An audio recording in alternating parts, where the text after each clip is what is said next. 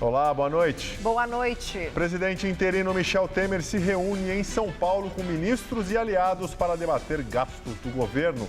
Economista Delfim Neto depõe a Polícia Federal e confirma ter recebido R$240 mil da Odebrecht em dinheiro vivo.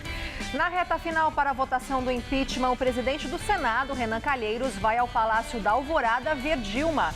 E Prefeitura unifica tarifas de todas as categorias de táxi de São Paulo. Bandeira 2 passa a ser opcional. Você acompanha essas e outras notícias após um rápido intervalo. Até já. Perdi uma perna sobre 2 rodas, mas como todo brasileiro me superei. Hoje, outras 2 rodas me dão confiança para levar meu corpo e meu país pro pódio.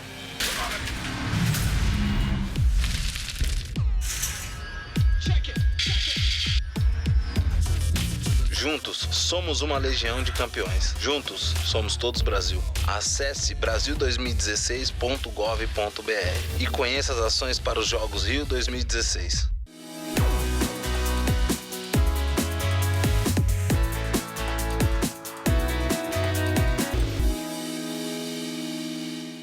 Qual Casper você é? Eu sou jornalismo. Eu sou relações públicas. Eu sou publicidade e propaganda. Eu sou rádio, TV e internet. Essa é a minha Casper. Essa é a nossa Casper. No Tudo Seu de hoje. Eu recebo os jornalistas Vanderlei Nogueira e Flávio Prado para um papo sobre esporte aqui no nosso país. Zé Armando Vanucci comenta os bastidores da telinha. E no nosso musical, um tributo lindíssimo a Vinícius de Moraes. O amor é uma agonia, vem de noite, vai de dia. Dá pra perder? Claro que não. Então vem, tô te esperando. Todo Seu, hoje, 10h30 da noite. Uma vontade.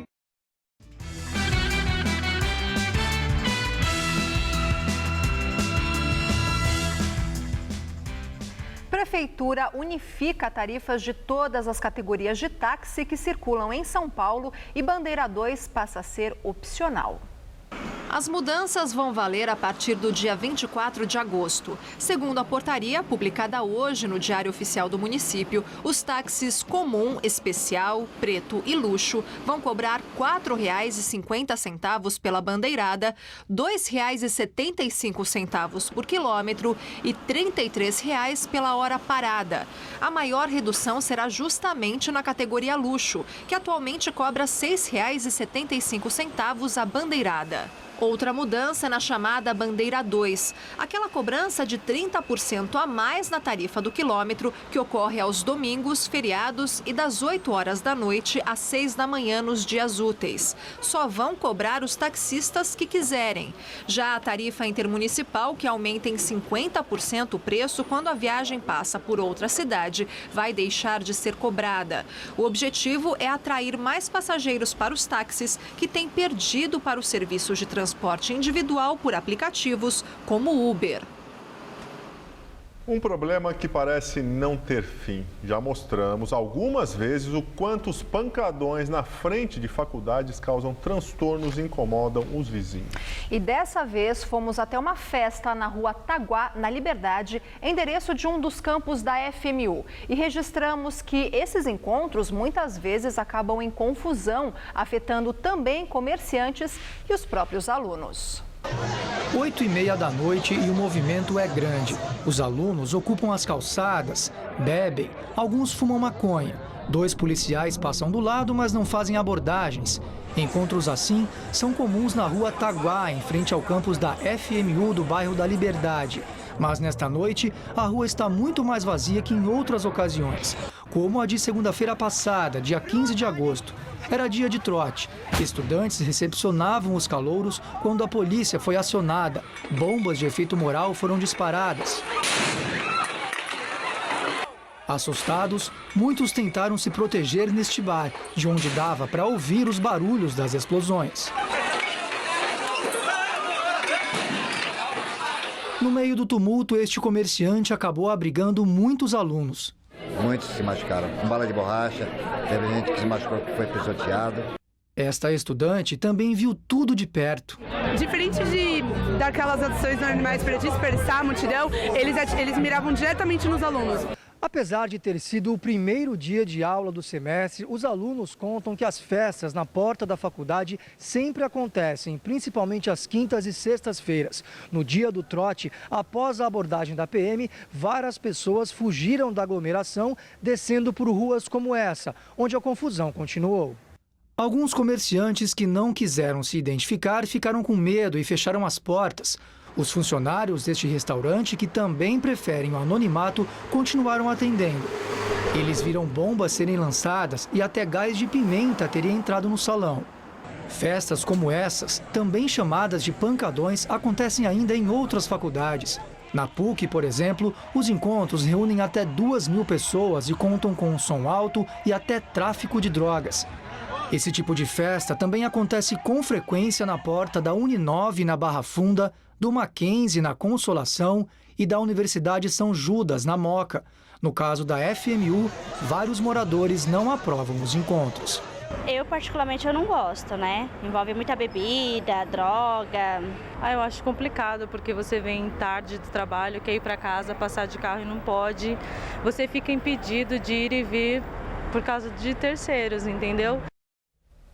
Em nota, a PM afirma que pessoas que estavam na festa jogaram garrafas nos policiais e que os PMs tentavam localizar um criminoso que teria roubado a bolsa de uma mulher. Por isso, foi necessária uma ação de dispersão. Ainda segundo o texto, nos últimos 2 meses, a PM alega ter atuado em eventos na Rua Mostrada, em nossa reportagem, apreendendo drogas e prendendo traficantes. Também em nota, a FMU diz que repudia qualquer ato que possa comprometer a integridade física e psicológica de seus estudantes ou que venha causar transtornos à população.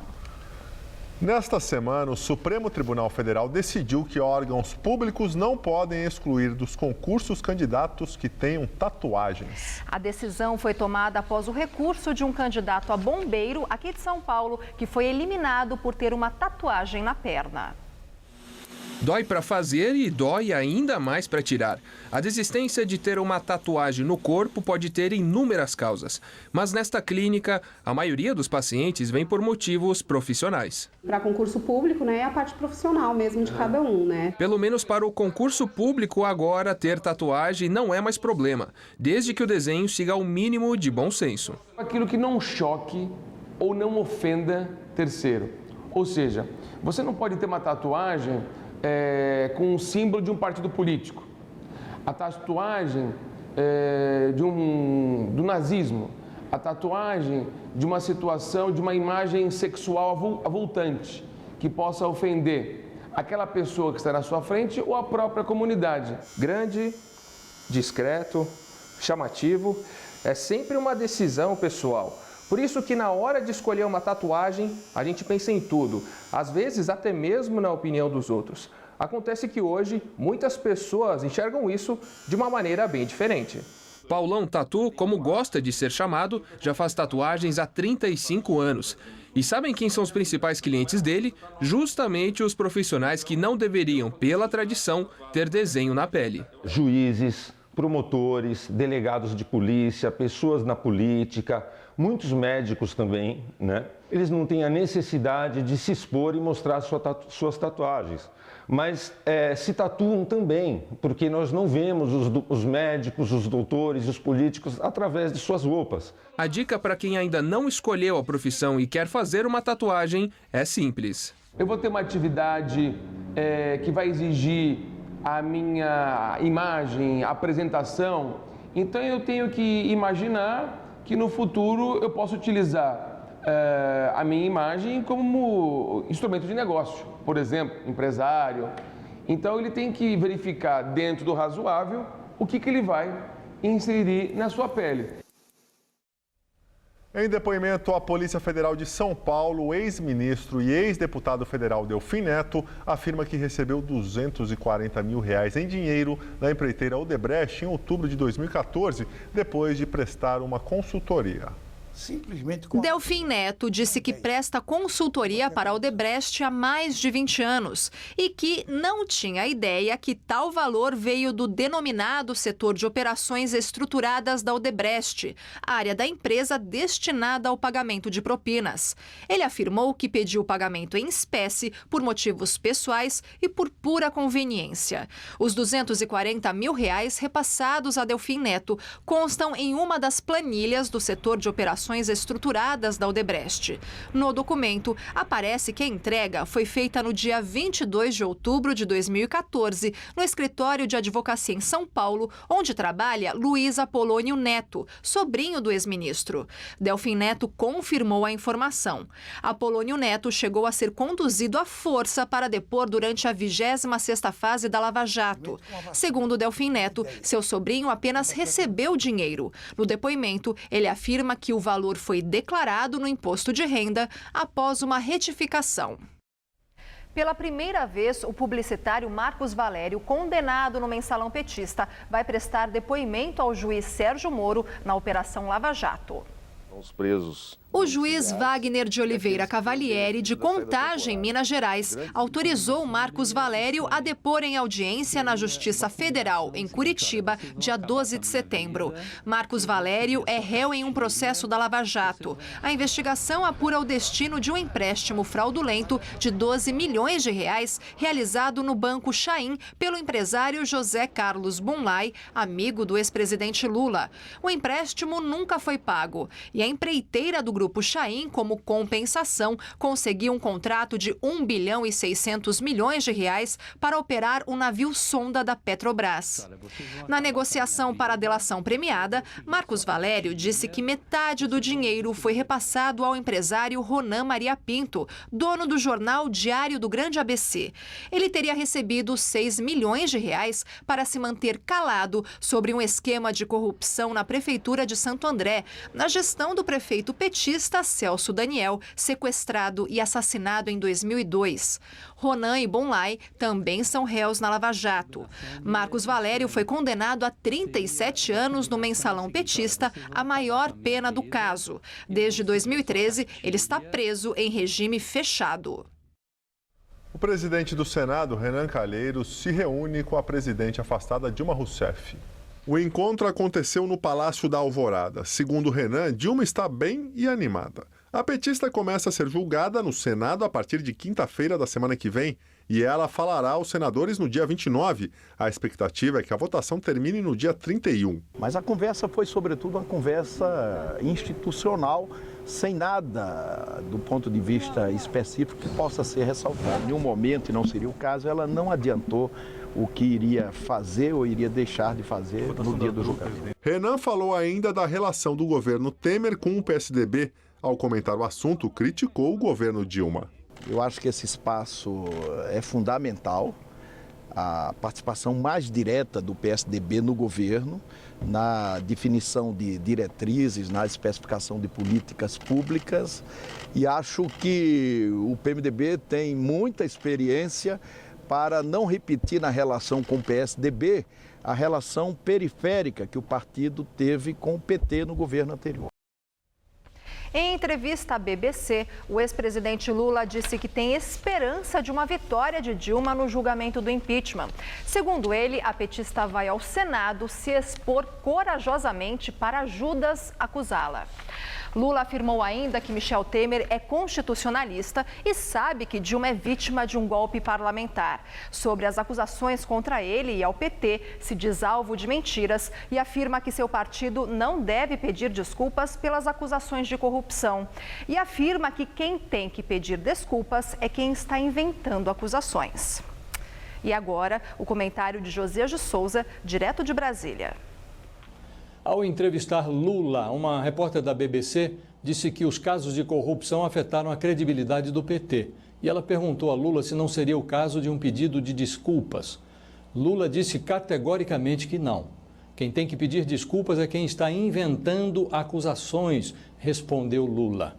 Para ele, o PT está sendo vítima de um massacre e continua sendo o partido com maior credibilidade eleitoral no Brasil. A Lava Jato já dissolveu a presidência de Dilma Rousseff, já converteu o próprio Lula em denunciado, já devolveu à cadeia José Dirceu e já encrencou 3 ex-tesoureiros do PT. E Lula diz que tudo não passa de acusações inventadas. Na mesma entrevista à BBC, Lula disse que não tem receio, não tem medo de ir para a cadeia. Ele disse que o que estão tentando fazer com ele é retirá-lo da vida política porque ele fez muito bem ao país. Nesse ritmo, antes do término dos Jogos Olímpicos, Lula vai exigir uma medalha de ouro por ter feito aos brasileiros o favor de presidir o país. Boa noite. Polícia Federal conclui inquérito da 22ª fase da Lava Jato, batizada de Triplo X. A operação foi deflagrada em 27 de janeiro. Investiga-se unidades imobiliárias da Bancop OAS teriam sido utilizadas para repasse de propina no esquema de corrupção na Petrobras. No relatório final, a Polícia Federal indiciou 7 pessoas, entre elas a publicitária Neuci Worken e funcionários da Mossack Fonseca no Brasil. A empresa é investigada pela abertura de offshores no exterior, usadas para lavagem de dinheiro. As unidades investigadas ficam no condomínio Solares, em Guarujá. No mesmo local, a OAS tem um apartamento que, segundo investigações, seria destinado à família do ex-presidente Lula. O petista nega ser dono do imóvel. A apuração do real proprietário deste apartamento é investigada em outra fase da Lava Jato, na 24ª, batizada de Operação Aletheia, deflagrada no dia 4 de março. O inquérito desta operação ainda não foi concluído. Lula chegou a ser levado à força ao aeroporto de Congonhas para prestar depoimento à Polícia Federal. Os advogados do ex-presidente Lula entraram hoje com uma reclamação no Supremo Tribunal Federal, dizendo que o juiz Sérgio Moro impediu o acesso da defesa a uma investigação sobre o petista. Para os advogados de Lula, o juiz está agindo de forma ilegal ao impedir acesso ao processo. O Comitê Olímpico Americano emitiu um comunicado no qual pede desculpas pela farsa montada pelos nadadores do país. Inventar que foram assaltados no Rio de Janeiro manchou a imagem dos atletas. O comunicado assinado pelo presidente executivo do Comitê dos Estados Unidos diz o seguinte: o comportamento desses atletas não é aceitável e não representa os valores do time americano e nem a conduta da maioria de seus membros. Em nome do comitê, nós pedimos desculpas para os nossos anfitriões do Rio e ao povo do Brasil. Nas redes sociais, Ryan Lott, 12 vezes medalhista e mentor da história do assalto, publicou um texto pedindo desculpas e dizendo que deveria ter sido mais cuidadoso e sincero na forma como descreveu os eventos daquele dia. E agora vamos ao comentário de José Neumann e Pinto. 3 participantes disputam o pódio de um imbecil da Olimpíada do Rio. O medalha de ouro, quase certo, é o Ryan Lochte, o idiota do nadador, que inventou uma história fantasiosa para comprometer o Rio e o Brasil, só para encontrar uma desculpa de uma escapulida para a namorada coelhinha da Playboy. A medalha de prata ficará com o ministro do esporte, é o Leonardo Picciani, que no dia em que o Brasil comemora o recorde histórico do número de medalhas, não muito grande, mas histórico, ele disse que a medalha olímpica às vezes se perde por um detalhe, não deve ser a única forma de medir o desempenho. Qual seria a outra? O consumo da cerveja que a família dele fabrica, o número de bois que também a família dele tem, ou de pedras. E por fim o bronze fica com o funcionário do comitê organizador, Mário Andrada, o ministro da Comunicação, que disse que o Ryan Lochte teria de ser perdoado porque esses meninos vieram aqui para se divertir mesmo, né? Será? Pois é, eu estarei de volta terça-feira, direto ao assunto. Inter. Favorita ao ouro, a seleção feminina de futebol termina os Jogos Olímpicos sem medalha. Ficou a sensação de que elas sentiram demais o golpe da eliminação nas semifinais para as suecas nos pênaltis e hoje não tiveram a força necessária para ficar pelo menos com bronze. As brasileiras levaram 2 gols do Canadá e até esboçaram uma reação, mas mais uma vez não deu. Veja os gols do jogo realizado no Itaquerão, o estádio do Corinthians. Na Arena Corinthians, em Itaquera, Brasil e Canadá disputaram a medalha de bronze no futebol feminino. As canadenses abriram o placar depois que Lawrence aproveitou bem um contra-ataque e achou Rose sozinha na área para fazer 1-0. Na etapa final, as visitantes ampliaram o placar com Sinclair aos 7 minutos. As donas da casa conseguiram diminuir com Bia aos 33 minutos, mas não teve jeito. Final, Brasil 1, Canadá 2. E na decisão do torneio feminino de futebol, deu Alemanha.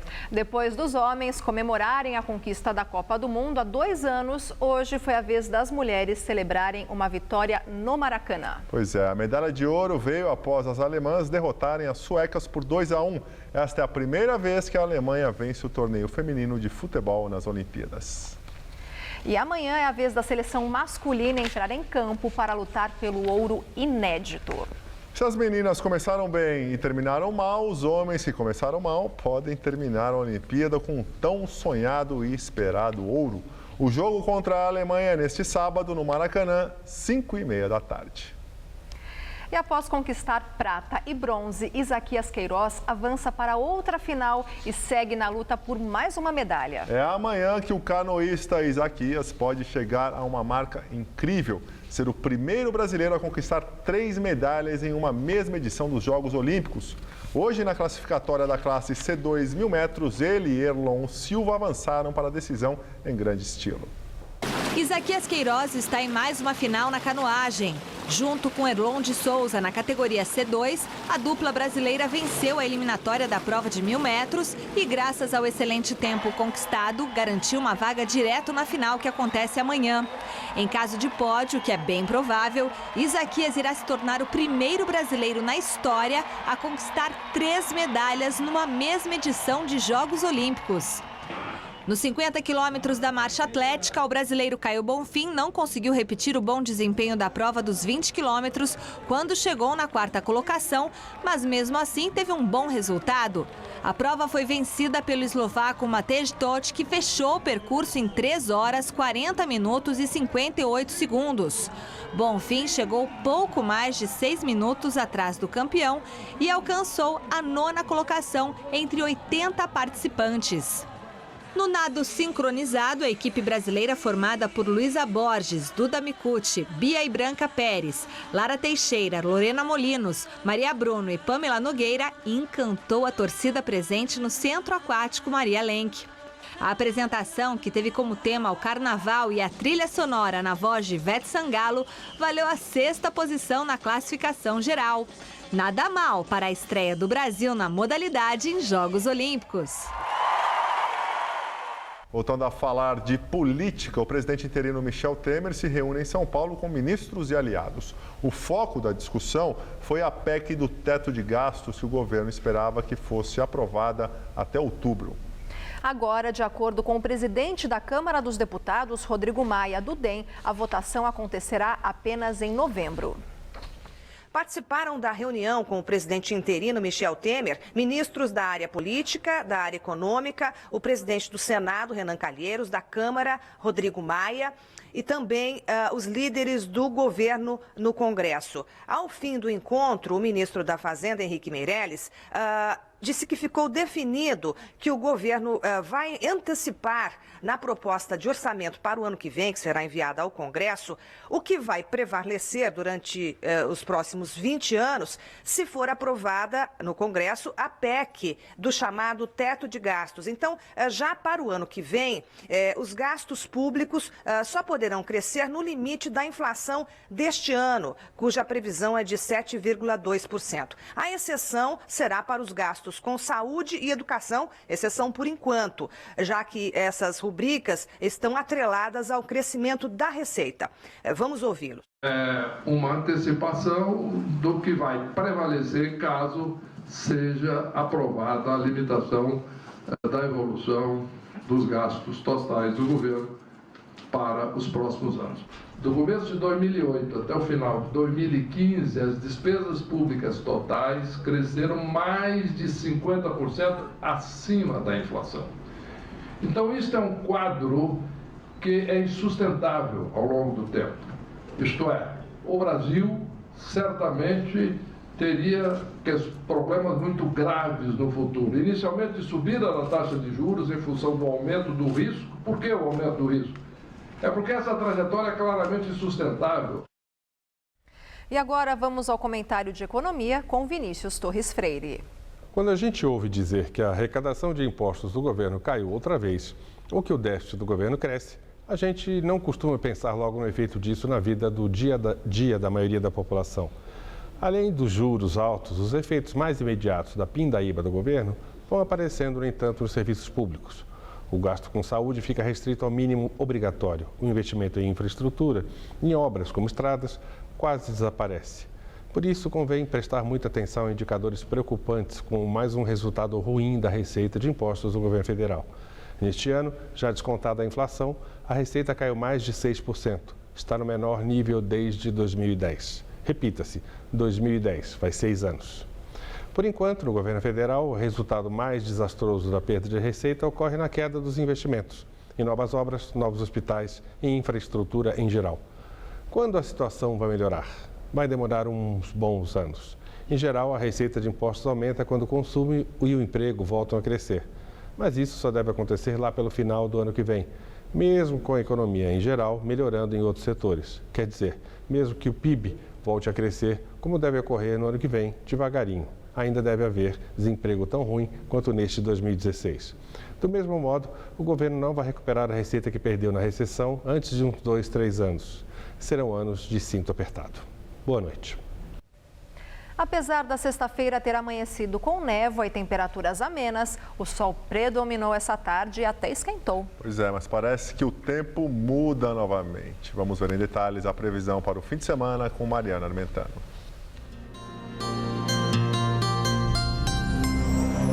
Os meteorologistas alertam para o risco de temporais amanhã em quase todas as regiões paulistas, inclusive aqui na capital. Isso por causa da passagem de uma frente fria que, aliada a um sistema de baixa pressão que se formou no sul do país, provoca chuvas com raios e rajadas de vento em todo o estado. Isso desde cedo.